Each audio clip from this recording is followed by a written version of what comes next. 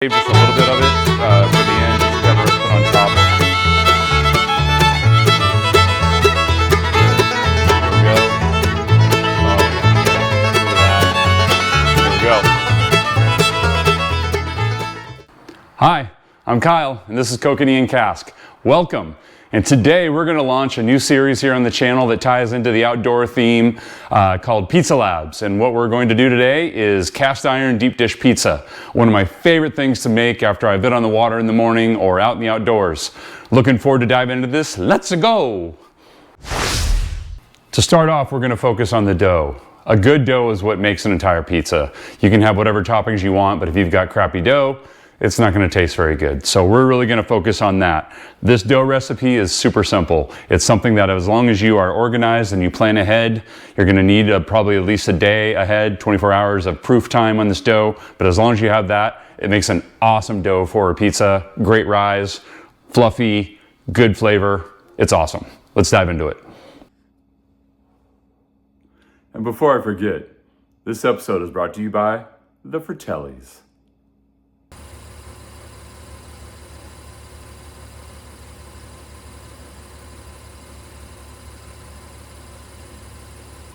We're gonna make a deep dish of pizza. So let's talk through the ingredients here and how we get this mixed together. There's only 3 ingredients for this dough. It's super simple. The first is going to be bread flour. I use King Arthur's bread flour. Really simple, unbleached. It's always worked great for me. We're gonna do 11 ounces of that. And then in addition, we're also going to do 1 teaspoon of sea salt. You can do kosher salt, you can do coarse salt, whatever you want. This has always worked great for me. And then finally, we're gonna do 1 teaspoon of yeast. You want a fast rising, fast acting yeast that can activate very quickly. And then one tip I always use is I have a little food scale. Use the food scale for the flour and your high volume ingredients. Instead of weighing by volume in like a scoop cup, always weigh by weight to make sure you're not overpacking your flour, getting too much in there, because that can offset and that dough might not rise the way that you want it to. So all we have to do real quickly is, you can see the dough, very simple, the mixture and we're just gonna mix that up real quickly with a whisk to get that all incorporated together. Next step with the dough is we're going to take 8 ounces of water. This water should be around 105 to 110 degrees. Just go ahead and pour it in. And the reason we want it that temperature is that will immediately start activating that yeast, so that when we start to mix here, it should start proofing right away. So from there, we're gonna do a quick mix with the spoon to get things incorporated to where it starts to clump. Shouldn't take more than 15, 20 seconds here to get that started. And then I'll almost immediately switch to my hands because it is just a lot easier to get that dough mixed in. And I'm literally going to get in there and we're going to get this all blended together. The goal is we don't want to knead this, we just want to get all the loose flour all collected and into that piece of dough as quickly as we can. And it's going to be very sticky, don't worry. You're gonna have messy fingers. It's all part of the fun.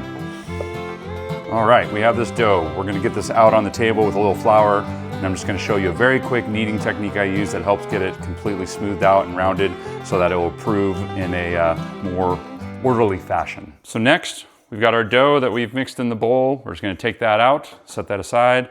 So you got a nice clump, it's mostly stuck together. Get a little flour. I've just got a little mat here with some flour laid down. We just want to get this with a little flour on it like so. And then it's not really kneading. This is a technique that people use to knead, but basically I just take it, put my fingers here and pull towards me to roll it, and then just flip over and work my way around.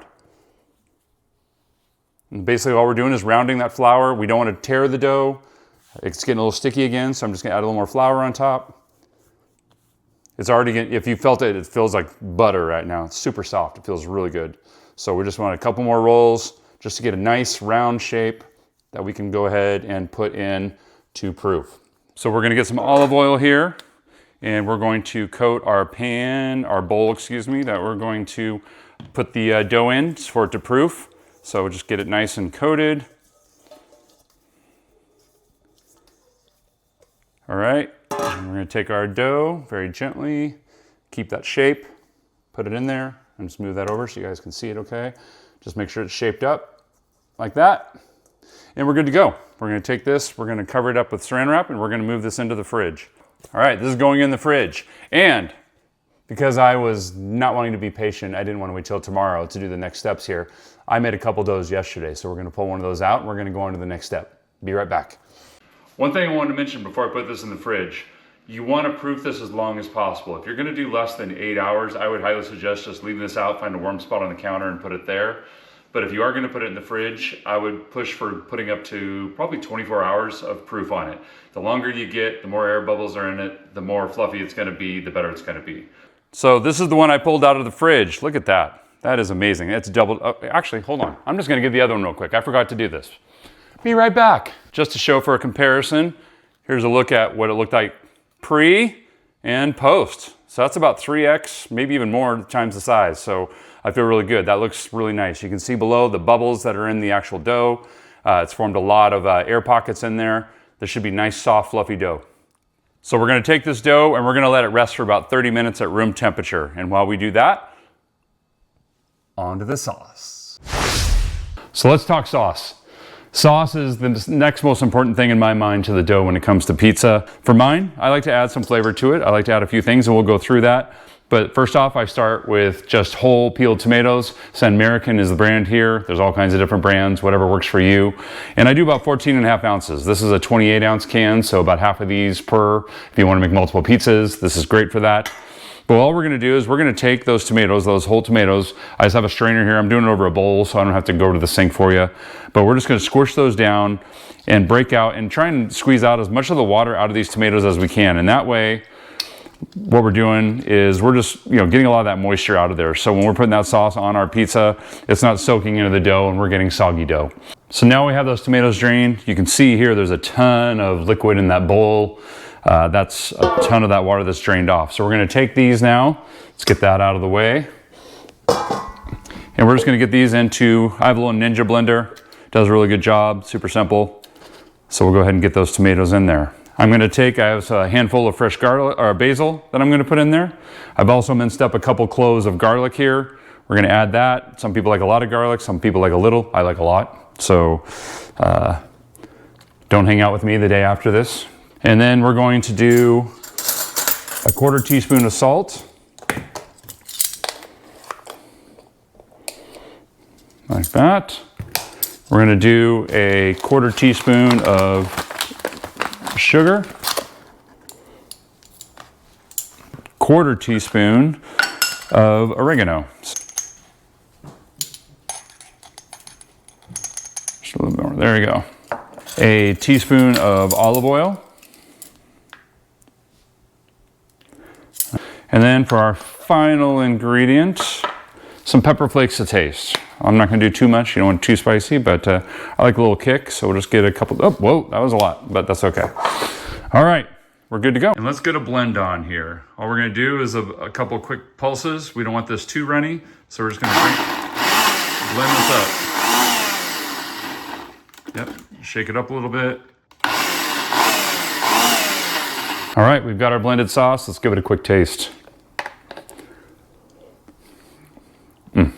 That's real good. The cool thing about this sauce is that you don't have to cook it.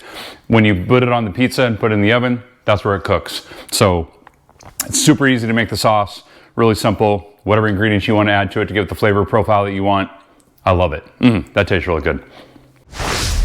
So the next part of this is prepping the dough in the actual cast iron. So the first thing I'm going to do is do a gratuitous amount of olive oil in the cast iron, probably about 3 tablespoons. I just lather it up pretty good, make sure we've got a good coverage, and make sure that we're lining the entire pan. We're going to get both my hands covered, and we're going to now transfer this dough. We want to be very gentle with this. We don't want to manhandle it because we don't want to lose all that air in it. We want to be very soft. Ooh, yeah, look at that. That is fantastic. Very soft. You can see all the bubbles in it.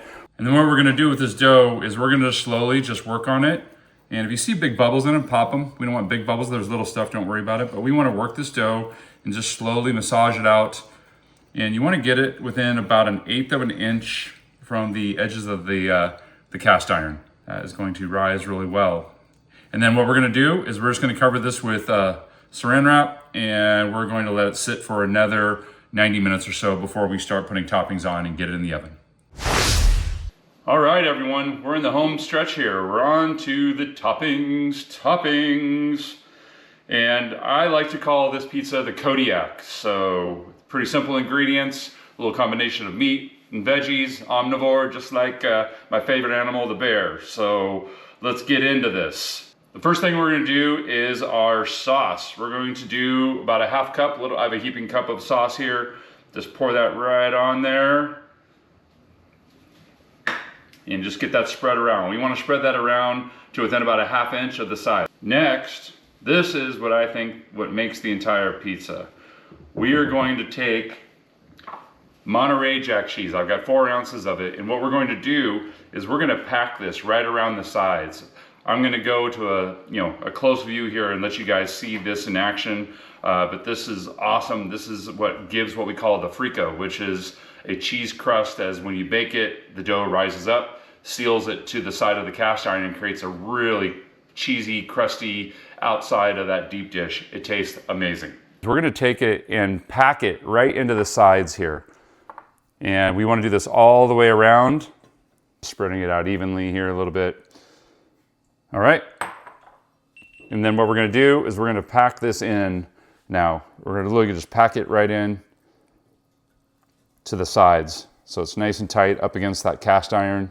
You can smell that sauce, the garlic and the herbs in it. Oh my goodness. This is going to be amazing. All right. And next we're going to do low moisture. You can do whole milk or low fat mozzarella cheese, but make sure it's low moisture. Again, we don't want a bunch of liquid absorbing into that dough. But we're going to take, and we have 7 ounces here. It's pretty gratuitous. This is going to be a nice and cheesy pizza. We're just going to get that on, covering the entire pizza. So next, I'll move this to the side real quick, and we'll do some quick cutting, and then we'll be back and do all the toppings.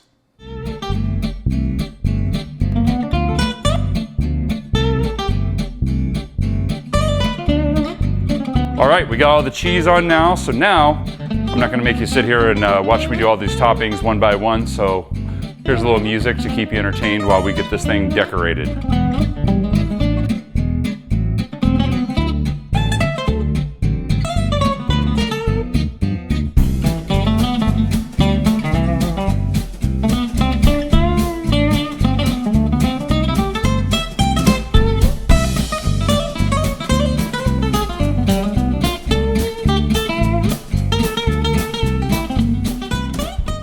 This bad boy is ready to get in the oven. One thing to note, the oven has been preheating at 400. I have a pizza steel, and I'll show you guys here in a second what that looks like. You can have a pizza stone or a pizza steel. That's where you want to put the cast iron on, and that really helps with developing that crust and browning that crust underneath within the cast iron. We want to zoom in here. We can see this is what a pizza steel looks like. There's pizza stone, whatever you want, but you want that in there for the entire preheat so that it's nice and hot when this goes in. Sliding that in, boom.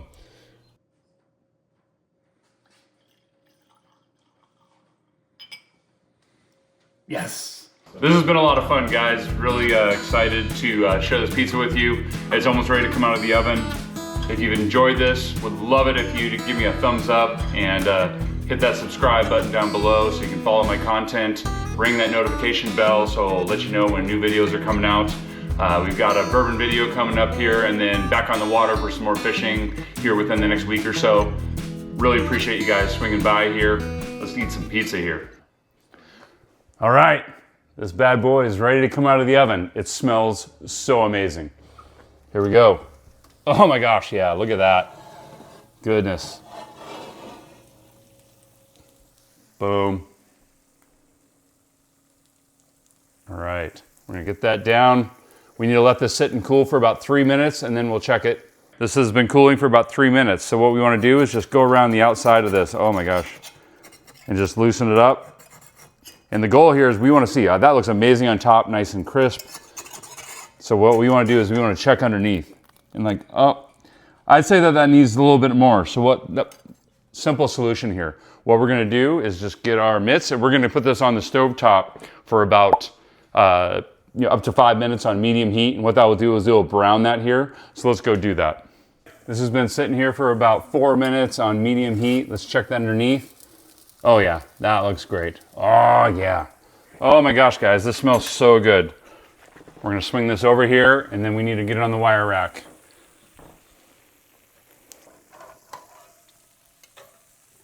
We're gonna slide this out really careful, gently onto the wire rack. Oh yeah, look at that.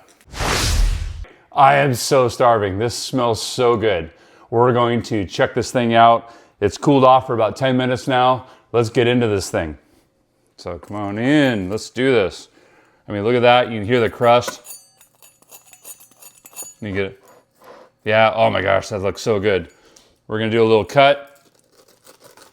Oh, look at that crunch.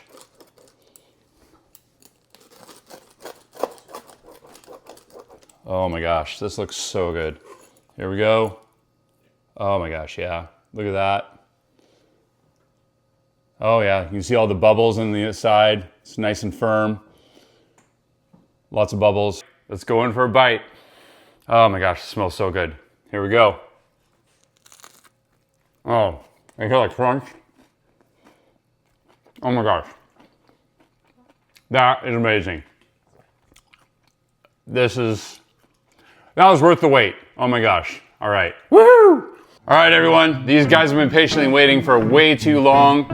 We're all gonna have a little pizza taste. Here we go. That's awesome. What do you think? Edible? All right. Well, thank you for this episode, guys. Really appreciate you guys hanging out with me. We're gonna have a lot of fun finishing off this pizza. Looks amazing. We'll be back soon and fish on.